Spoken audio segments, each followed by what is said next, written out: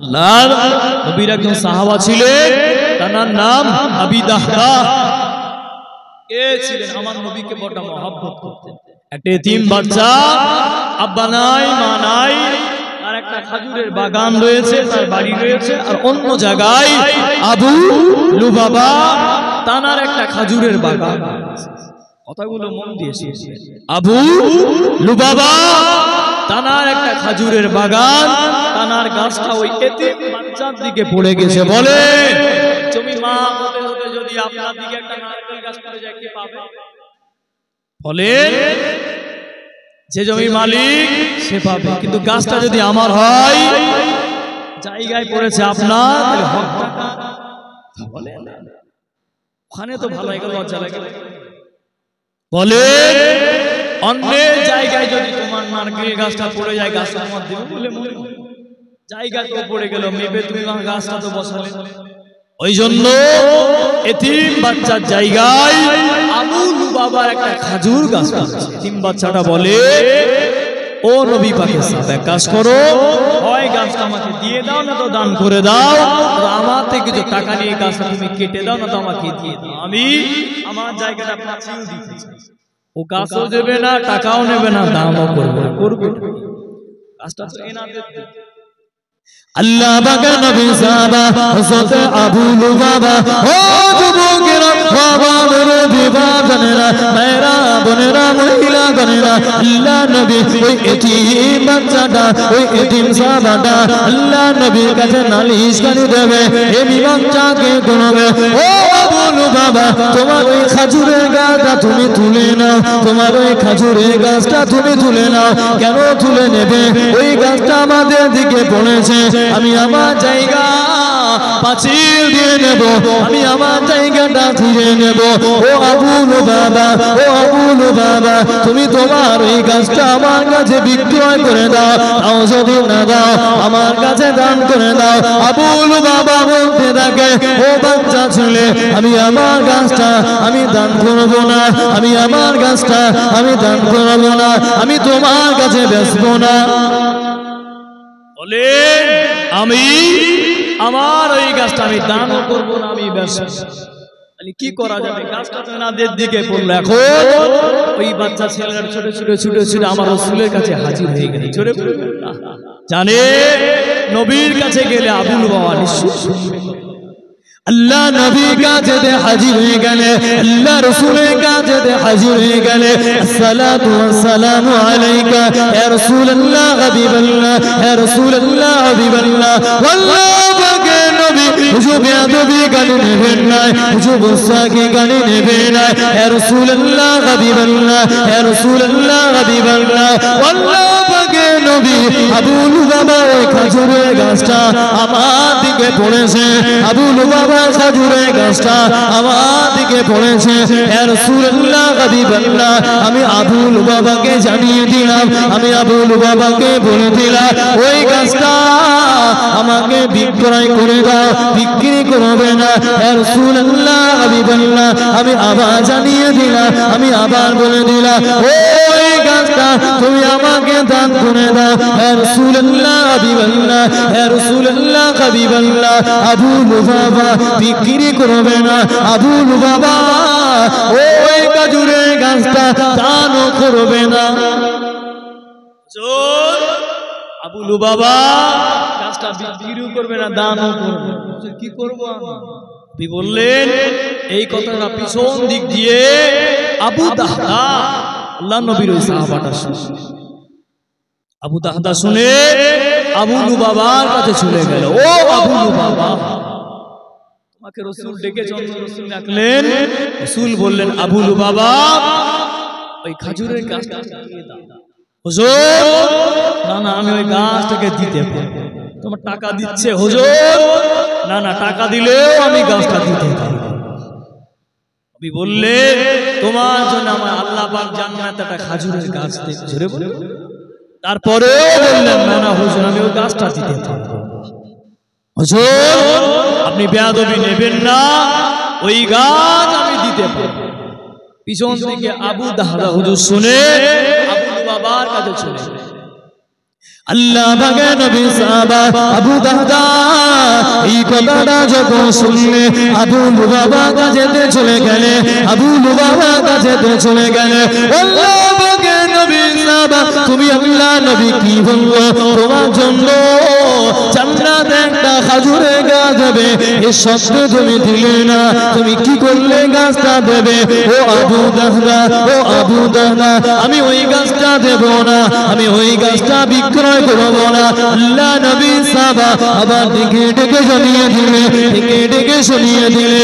আল্লাহ পাকের নবী সাহাবা আল্লাহ নবী তোমাকে বললো, আল্লাহ রাসূল তোমাকে বললো, তুমি এই কথাটা শুনলে না, তুমি এই কথাটা গুরুত্ব দিলে না। তুমি জানো আমার একটা খাজুরের বাগান আছে।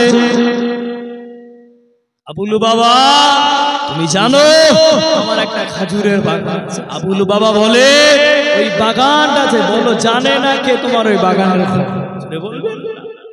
বলে ওই বাগানটা কে আছে? বিখ্যাত মদিনা শরীফের ওই বাগান, কোনো বর্ণনায় বাইলুহা, আবার কোনো বর্ণনায় আরবি বাগান।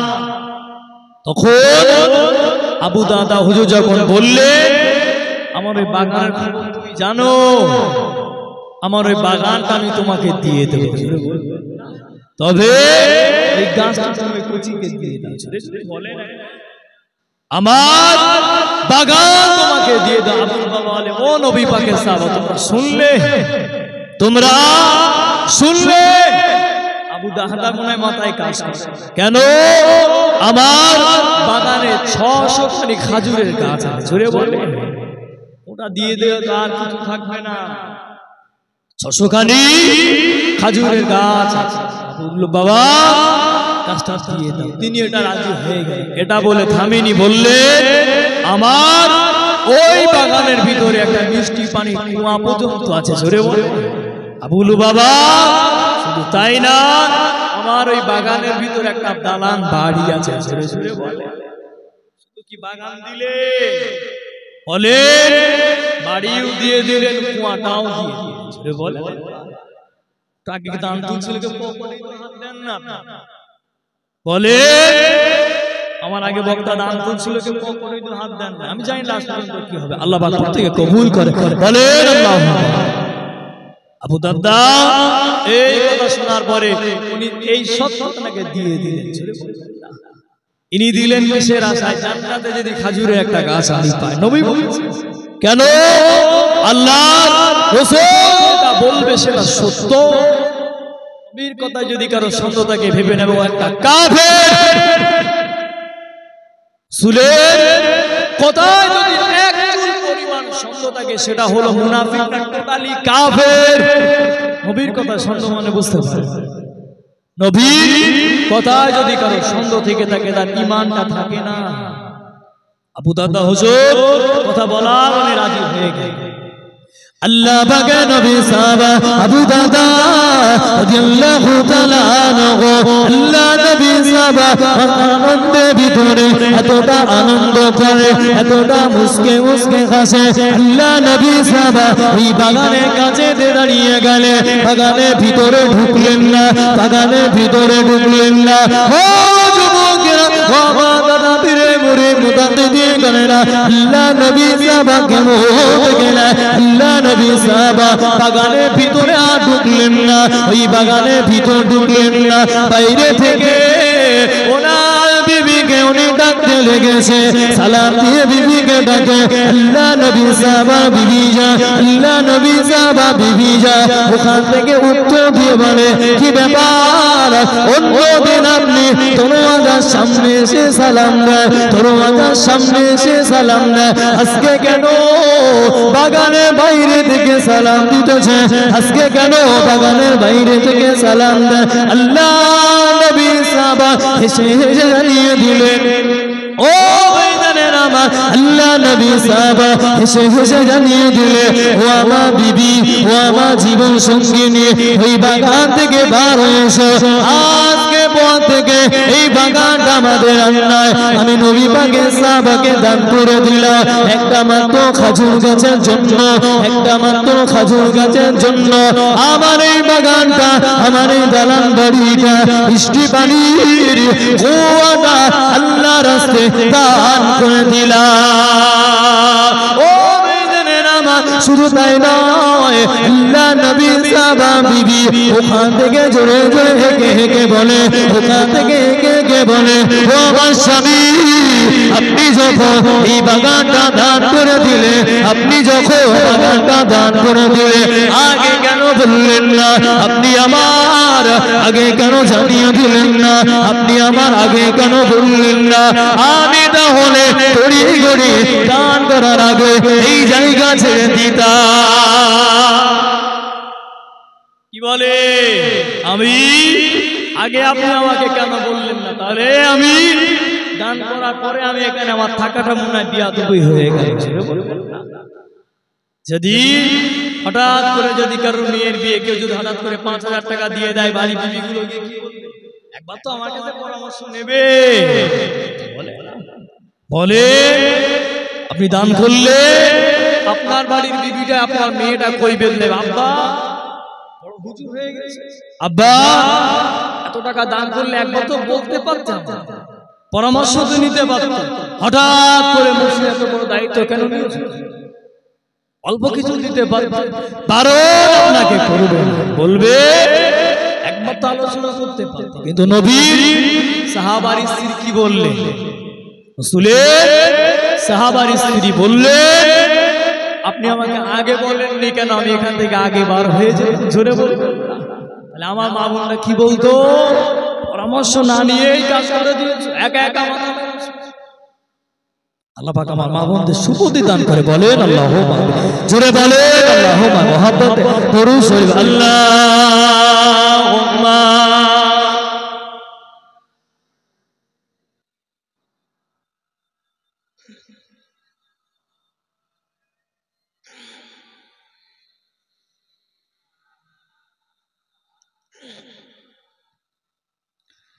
হে মোর হোসেন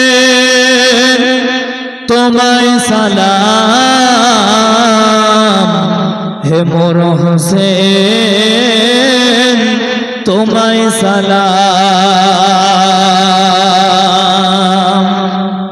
আসসালাম ইয়া হোসেন, আসসালাম ইয়া হোসেন, আসসালাম ইয়া হোসেন, হে মোর হোসেন তোমায় সালাম, হে মোর হোসেন তোমায় সালাম। জোরে বলেন না সুবহানাল্লাহ। ঝড় ছলে কুফায় ডাকা হয়েছিল, ঝড় ওঠা বসায় কষ্ট দিয়েছিল, ঝড় ছলে কুফায় ডাকা হয়েছিল, ঝড় ওঠা বসায় কষ্ট দেওয়া হয়েছিল। যার শিশুদের তৃষ্ণায় কাঁদানো হয়েছিল, যার শিশুদের তৃষ্ণায় কাঁদানো হয়েছিল, যার গলে তলোয়ার চালানো হয়েছিল, সেই হোসাইন নবী পাহেলা তো সালাম। হে মোর হোসেন তোমায় সালাম, হে মোর হোসেন তোমায় সালাম। জোরে বলেন না সুবহানাল্লাহ। কারবালায় যিনি হক আদায় করেছে, নানা জানে রদা পূর্ণতা দিয়েছে, উম্মতের জন্য সব বিলিয়ে দিয়েছে, ঘর ঘর খোদা স্বপ্ন দিয়ে গেছে, সেই হোসেনি নূরে পাইলা খোসলা। হে মোর হোসেন তোমায় সালাম, হে মোর হোসেন তোমায় সালাম আল্লাহুম্মা সাল্লি আলা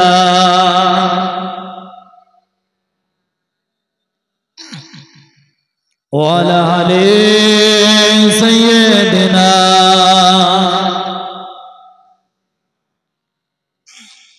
আমার ইমানদার বলে সাহাবা হুজুরদের থেকে আমাদের দেখে দেখে শিখতে হবে, নবীর সাহাবা হুজুরদেরকে আমাদের ফলো করতে হবে। কে নবী?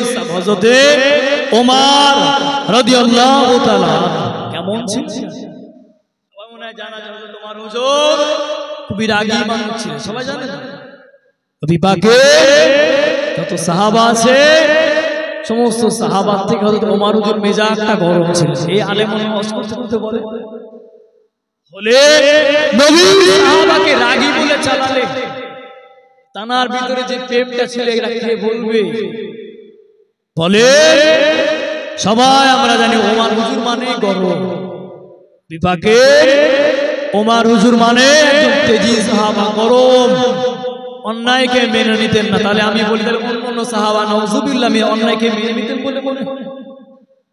হযরতে ওমর হুজুর যদি অন্যায় মেনে নিতেন না, তাহলে আলী হুজুর রয়েছে, ওসমান হুজুর রয়েছে, আবু দারদা রয়েছে, অনেক সাহাবা, তাহলে এই সমস্ত সাহাবা নাউজুবিল্লাহ মিন যালিক বলে অন্যায়টা মেনে নিতে কে মানতে না? তাহলে কেন ওমর হুজুরের বেলায় এমন করে বললে? খুব রাগী রাগী। তাহলে হুজুরের ভিতরে যে প্রেমটা ছিল এটাকে বলবে মাওলানা? হুজুরের ভিতরে ওয়াজ করলে নবীর কাছে একজন বিচার নিয়ে গিয়েছিল যে ওমর হুজুর একেতে মাথা কেটে দিয়েছিল, এটা বললে ওমর হুজুরের ভিতরে যে মহব্বতটা ছিল, হুজুরের ভিতরে যে প্রেমটা ছিল এটাকে বলবে? আপনি জানেন নবীর কাছে বিচার নিয়ে গিয়ে নবীর বিচার পছন্দ হয়নি, ওমর হুজুর বলল কি দাঁড়ান বিচার হবে, কথাটা আলাদা করে দিলে এটা শুনে কি মনে হয়? বিশাল বড় ভয়ানক। নাউজুবিল্লাহ আমি আল্লাহকে ঈমানটা ছিল আল্লাহ হুজুরের ভিতরে যে প্রেমটা থাকে, প্রেমটা কোথা কি হুজুর যে নরক দিলে মানুষ, এই অবস্থা কে করবে মাওলানা? মুহাব্বতে দরুদ শরীফ আল্লাহুম্মা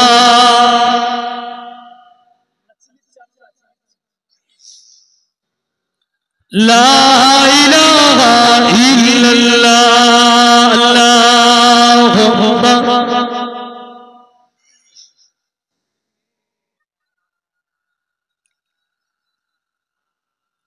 সে কথা বলছি নবী পাকের সাহাবা ওমর হুজুর গভীর রাতে রাতে বার হয়ে যেতেন, জানতেন হুজুরের যখন দায়িত্ব থাকতেন হুজুর গভীর রাতে রাতে বার হতেন, সঙ্গে সাহাবা হুজুরদের দুই একজনকে নিয়ে নিয়েছে। হুজুর কোনদিন বলতেন না যে আমি আমিরুল মুমিনিন, আমি মদিনার লিডার, আমি মক্কার লিডার, আমার দিকে আশপাশে বাচ্চাগুলো ভয় পায়। হুজুর নিজে জোর গলায় এটা বলে বেড়াতেন, সবাই জেনে যেতেন। জোরে বলবেন হুজুরকে কোনদিন একথা হুজুর বলেননি যে আমি আমিরুল মুমিনিন। হুজুর বলতেন না জানি আমার উপায়টা কি। বিপাকে সাহাবা বলতেন আমি ওমর, না জানি আমার উপায়টা কি হবে, আমি আমার নিয়ে চিন্তা করি। তিনি এটা ভাবতেন না তিনি আমিরুল মুমিনিন। জান্নাতের সার্টিফিকেট পড়ার পরেও তিনি হাত তুলে কেঁদে কেঁদে দোয়া করতেন। এখানে কেউ জান্নাতের সার্টিফিকেট পেল? কোন হুজুর জান্নাতের সার্টিফিকেট দিল? ইমাম সাহেব দিয়েছে। তাহলে বিভাগের সাহাবারা জান্নাতের সার্টিফিকেট পাওয়ার পরেও চিন্তা আমাদের উপায়টা কি, আমাদের উপায় কি হবে না জানি, ওই দিনে আমি ধরা পড়ি কি। তাহলে আমরা কেউ জান্নাতের সার্টিফিকেট পেলাম না, এখনো ফজরের নামাজ কে কবে পড়েছে ওটা নিজেই জানে। জানে সবে বরাত হয় তাও ওই মাজার জিয়ারত করতে করতে ফজরের নামাজটা পড়ে না। ঈদের দিনে ফজরের দিনে পাস এখন মসজিদে একটু ভরে যায় ওই দিনটা, বাকি দিনগুলো পাওয়া যায়। বলে স্কুল মাস্টার যদি স্কুলে ঠিক মতো না আসে কোথায় তো প্রেজেন্ট হতো, তাহলে মাইনে কাটা। আপনার আমার যদি নামাজের দিকে হিসাব করা হয় টোটাল জিন্দেগিতে আমাদের নামাজ জুম্মা ছাড়া বাকি নামাজ সবই কাজা। কি হবে বলে তো মাহফিলটা দিয়ে তো ফরজ না, মাহফিল দেওয়াটা ফরজ না। মুসাদ্দিদুজ্জামান আমার দাদা পীর রহমাতুল্লাহ এটাকে বললেন এটা হলো মুস্তাহাসান কাজ, এই কাজটা ফরজ না। যদি কেউ মনে করে আমাদের ওয়াজটা দিতে হবে, এক বছর টাকার জন্য হলো না, ঠিক আছে, ওয়াজটা আমাদের দিতে হবে, তখন বেদাত হয়ে যাবে। তোমার জন্য ওয়াজটা ফরজ না, নামাজটা তোমার জন্য ফরজ। তোমার জন্য মাহফিলে বসাটা ফরজ না, তোমার জন্য মসজিদে আযান হলে মসজিদে যাওয়াটা ফরজ, মাহফিলে আসাটা তোমার জন্য ফরজ না, মাহফিলে আসাটা তোমার জন্য হলো মুস্তাহাব। বলেন অজাত গুণ ঠিক হচ্ছে, কথা বুঝলেন না? বলেন অজাত গুণ ঠিক হচ্ছে। আমি যে কথা বলছিলাম, শিক্ষা যদি নিতে হয় নবী সাহাবা হুজুরদের দেখে দেখে আল্লাহ পাকের নবী সাহাবা ও বিজনেরা ও বাবুল বিবাদনেরা মেরা বনেরা মহিলারা আল্লাহ নবী সাহাবা হযরত ওমর রাদিয়াল্লাহু তাআলা গভীর রাতে বাড়ি হয়ে যায়, গভীর রাতে বাড়ি হয়ে যায়। এমন একটা সময় একটা মরুভূমিতে ফাঁকা জায়গা, মরুভূমিতে ফাঁকা জায়গা, ওই জায়গায় তিনি দেখতে থাকে, ওই জায়গায় তিনি দেখতে থাকে। এমন একটা জায়গায় উপস্থিত হয়ে গেলে, এমন একটা জায়গায় হাজির হয়ে গেলে একটা তাঁবু খাড়া করা আছে, একটা তাঁবু খাড়া করা আছে। একটা যুবক ওই তাঁবু বাইরে বাইরে করে, ওই তাঁবুর বাইরে বাইরে করে এমন সময় বাইরে বাইরে ঘোরা করে আল্লাহ নবী সাহাবা ওখানে হাজির হয়ে গেলে। জোরে বলবেন হুজুর ওখানে হাজির হয়ে গেলে।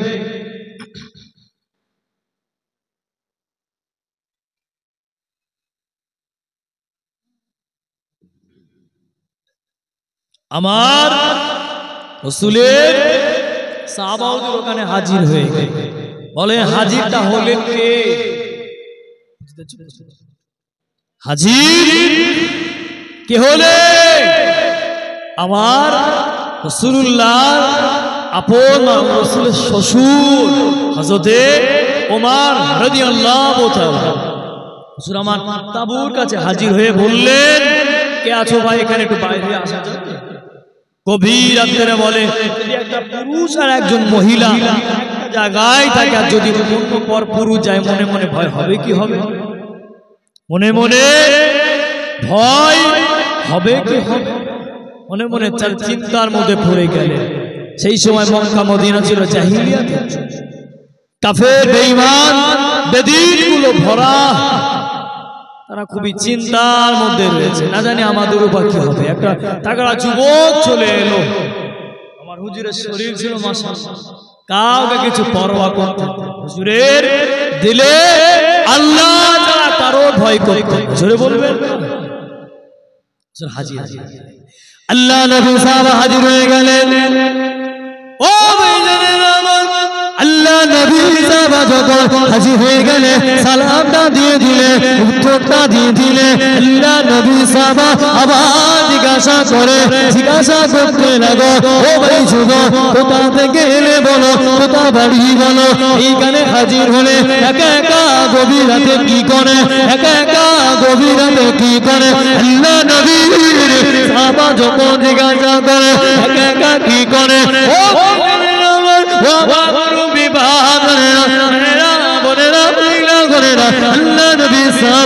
এই কথা জিজ্ঞাসা করা হয়, এই যুবকটা বলতে থাকে, এই যুবকটা জানিয়ে দিতে থাকে, ও যুবক তুমি কে জানি না, তোমার জানার দরকার না, তুমি এখান থেকে যে পথে এসেছো ওই পথে ফিরে যাও।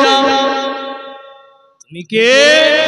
আমার পরিচয় তোমার জানার দরকার নেই, তুমি যেভাবে এসেছো ওই পথে ফিরে ফিরে চলে যাও। বলেন কাকে ফিরে যেতে বলছে?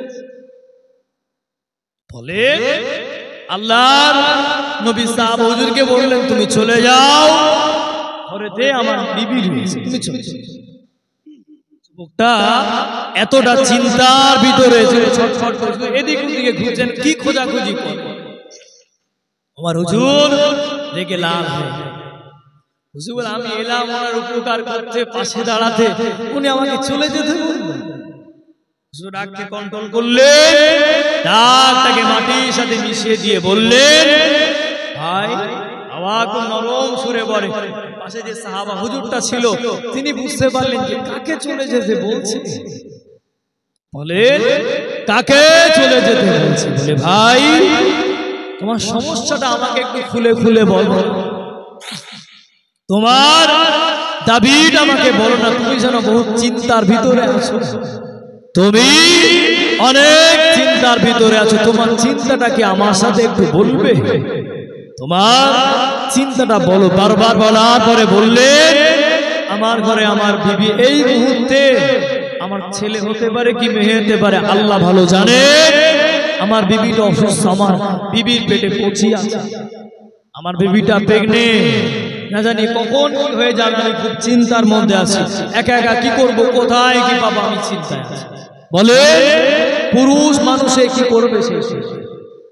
হুজুর বললেন এই ব্যাপার। তা বলার পরে হুজুর বললেন ঠিক আছে তুমি একটু কেন অপেক্ষা। আল্লাহ রাসূলের সাহাবা বাড়িতে চলে এলেন। জোরে বলবেন না, বাড়িতে সে কাকে নিয়ে যাবে? কোন সাহাবাদের বলে মনে হয় না, না, হুজুর নিজের বিবিকে সালাম দিয়ে ডাকলেন, বিবি আমি জানি না তোমার দ্বারা কি নেকির কাজ হয়েছে, তোমার কোন ইবাদত কবুল হয়েছে কিনা আমি জানি না, আমার আল্লাহু আলাম, আমার আল্লাহ ভালো জানেন তোমার ইবাদত কবুল হয়েছে কিনা, তোমার দ্বারা কি ভালো কাজে তুমি জানো, আমি জানি না। তবে আজকে আমি সাক্ষী রাখবো তোমার দ্বারা আমার আল্লাহ পাক একটা বড় খেদমত নেবে। বলে নিজের বিবিকে নিয়ে চলেছে। আল্লাহ পাকের নবী সাহাবা হযরত ওমর রাদিয়াল্লাহু তাআলা আনহু বাড়িতে চলেন, বিবিকে গভীর রাতে সালাম করে দিয়ে দিলেন, বিবিকে গভীর রাতে সালাম করে দিয়ে দিলেন, উত্তর দিলেন। আল্লাহ নবী সাহাবা হযরত ওমর রাদিয়াল্লাহু তাআলা আনহু আল্লাহ নবী বিবিকে বললেন, ও আমার বিবি চিন্তা করবেন না, আপনি পেরেশান হবেন না, আপনি চিন্তিত হবেন না, আপনি পেরেশান হয়ে যাবেন না, তোমার দ্বারা আমার আল্লাহ পাক আজকে দিনে গভীর রাতে একটা বড় খেদমত করে নেবে, একটা বড় দিনের খেদমত করে নেবে। ও মা বিবি আমি জানি না একটা মহিলা পেটে বাচ্চা থাকলে, একটা মহিলা পেটে যদি বাচ্চা থাকে কি কি লাগে আমি জানি না, তুমি মহিলা তুমি ভালো জানো, তুমি মহিলা তুমি ভালো জানো। ও আমার বিবি তুমি ওইগুলো জিনিসগুলো যে দরকার গুলো লাগবে, যে সামান গুলো লাগবে ওইগুলো তুমি নিয়ে নাও। কিছু পানি নিয়ে নিলে, কিছু নেকড়া নিয়ে নিলে, জাইতুনের তেলটা নিয়ে নিলে, কিছু খাদ্য নিয়ে নিলে, আটা বস্তা থেকে সবের আটাটা নিয়ে নিলে। ও আল্লাহ নবী সাহাবা বিবি যা দুজনা মিলে গভীর রাতে টুকটু করে ওই তাঁবুর কাছে হাজির হয়ে গেলে। একসাথে বলে সুরে বলে তাকবীর দান দিয়ে নারায়ে তাকবীর, নারায়ে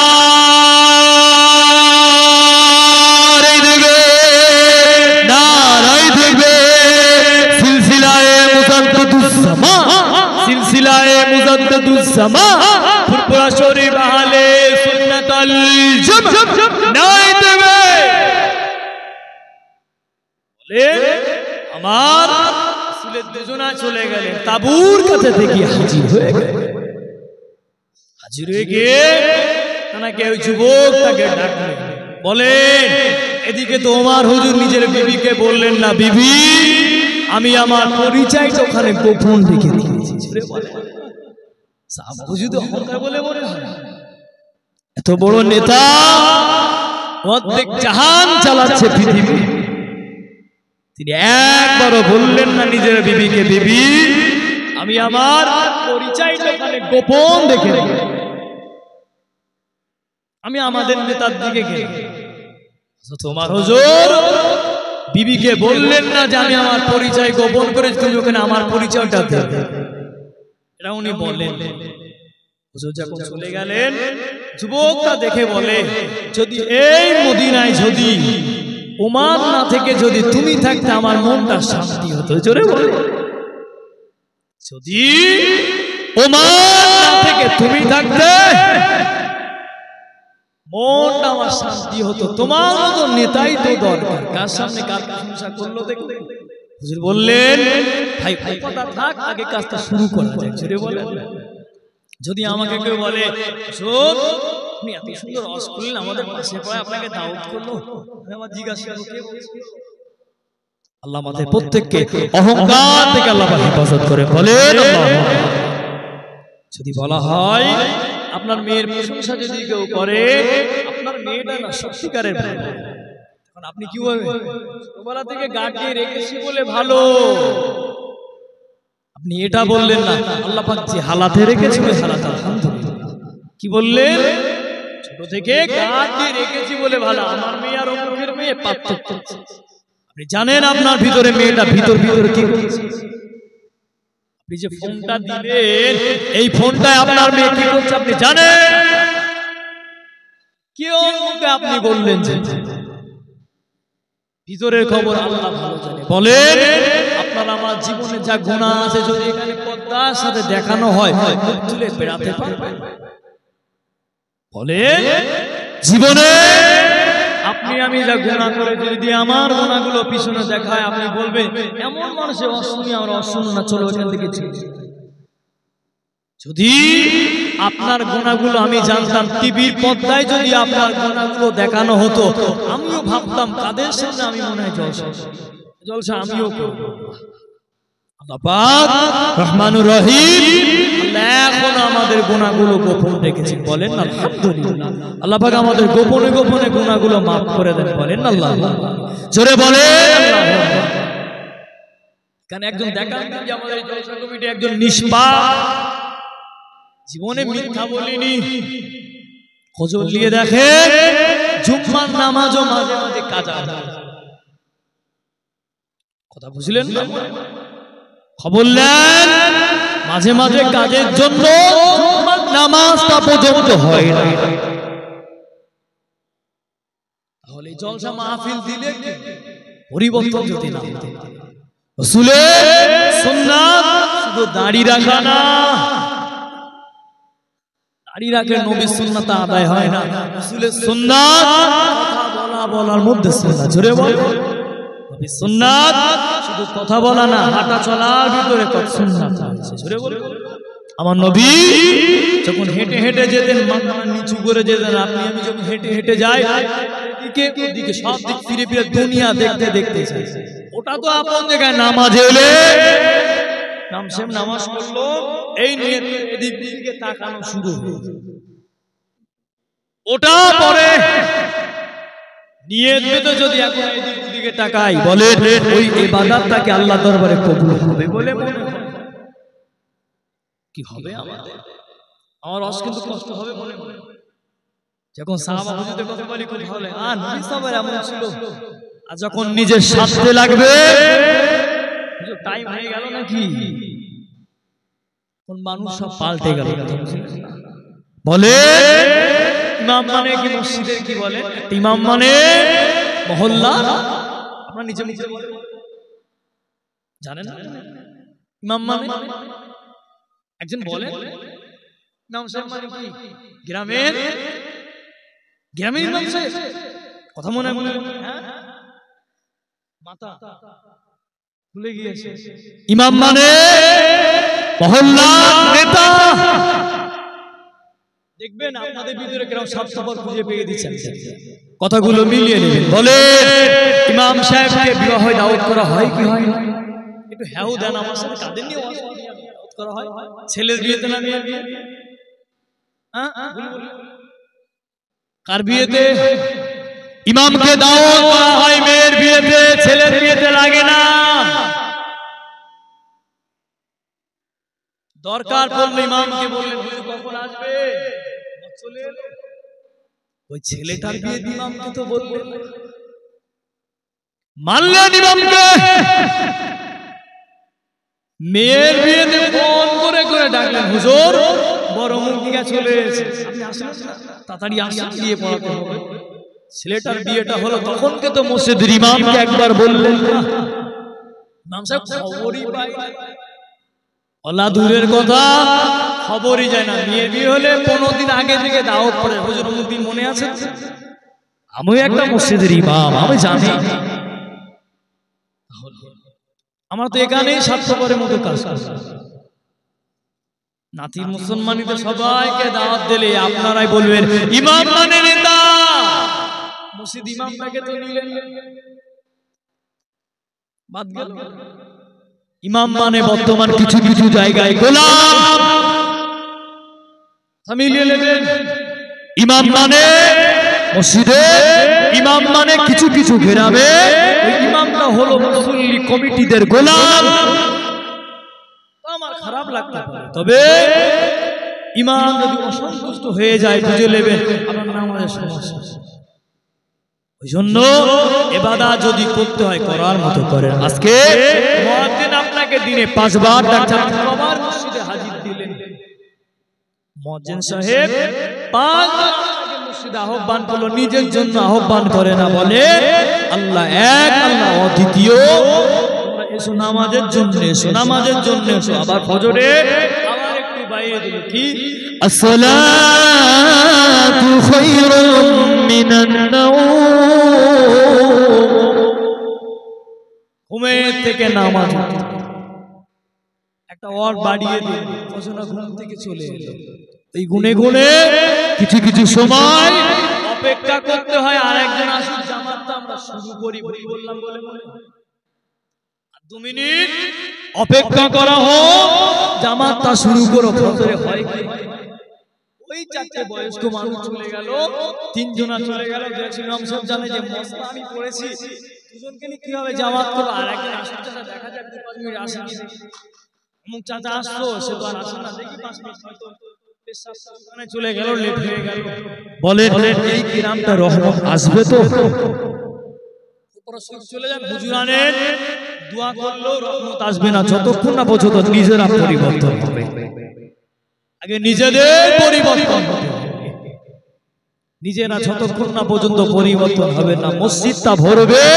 তবে মনে রাখবেন নাউজুবিল্লাহ মিন যালিক, আমি চাইছি না ফিরে আসুন, গজব চাই, তবে মসজিদ আবার মাগরিবে জুম্মার মতো ভরবে। নাউজুবিল্লাহ মিন যালিক, আল্লাহ না করো করোনা থেকে যদি বড় কোনো রোগ আসে, এর আগে মসজিদ ভরবে বলে আমার মনে হয়। করোনা থেকে যদি মারাত্মক যদি ভাইরাস আবার চলে আসে, তাহলে মসজিদটা ভরবে, ইমামকেও কষ্ট করে ডাকতে হবে। এখন আপনার দরকারটা ছিল বলে আপনি মসজিদে চলে এলেন, করোনা চলে গেল, আমার ছোটগুলো মসজিদ থেকে সব চলে গেল, দরকার মিটে গেছে। অসুবিধার মধ্যে পড়েছে, কদিন নামাজ পড়েছে, আল্লাহ ঠিক করে দিয়েছে, মসজিদটাকে ভুলে গেল।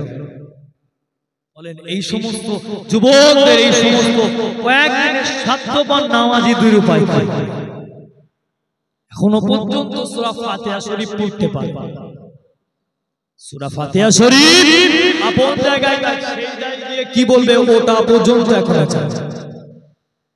যে কথা বলছি নবী পাকের সাহাবা ওমর ওখানে পৌঁছে, আল্লাহ নবী সাহাবা হযরত ওমর রাদিয়াল্লাহু তাআলা আনহু, আল্লাহ নবী সাহাবা ওই যুবকটাকে ডেকে ডেকে জানিয়ে দিলে, ওই যুবকটাকে ডেকে ডেকে বলে দিলে, ও যুবক শুনে রেখে দাও, জেনে রেখে দাও, আমার বিবি, আমার আহলিয়া তোমার তাঁবুর ভিতরে যাবে, তোমার বিবি রয়েছে, আমি গেলে পদ্মার খেলাফ হবে, আমি গেলে পদ্মার খেলাফ হবে, আমার বিবি যান তোমার তাঁবুর ভিতরে চলে যাবে, তোমার তাঁবুর ভিতরে গিয়ে, তোমার তাঁবুর ভিতরে গিয়ে আমার আহলিয়া তোমার বিবিকে খিদমত করবে, তোমার বিবিকে সেবা করবে।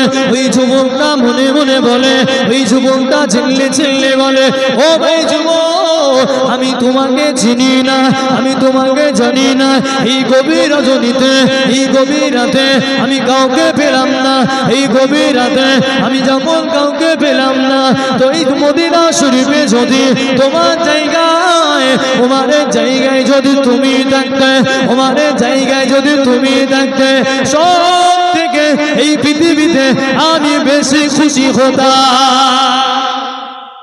কিছুক্ষণ পরে আল্লাহ নবী বিবি আল্লাহ রাসূলের সাহাবা বিবি জান হেগে হেগে জানিয়ে দিল, ও আমিরুল মুমিনিন, ও খলিফাতুল মুসলিমিন, ও আমিরুল মুমিনিন, ও খলিফাতুল মুসলিমিন। এই কথাটা বলার পরে, এই কথাটা শোনার পরে ওই যুবকের হাত পাগুলো কাঁপা শুরু হয়ে গেল, ওই গোবরের চোখটা শুরু হয়ে গেল। ওই যুবকটা প্রসবটা সোজা হয়ে গেল। ওই যুবকটা বলে, কার সামনে দাঁড়িয়ে আছি আমি, কার সামনে দাঁড়িয়ে কথা বলে?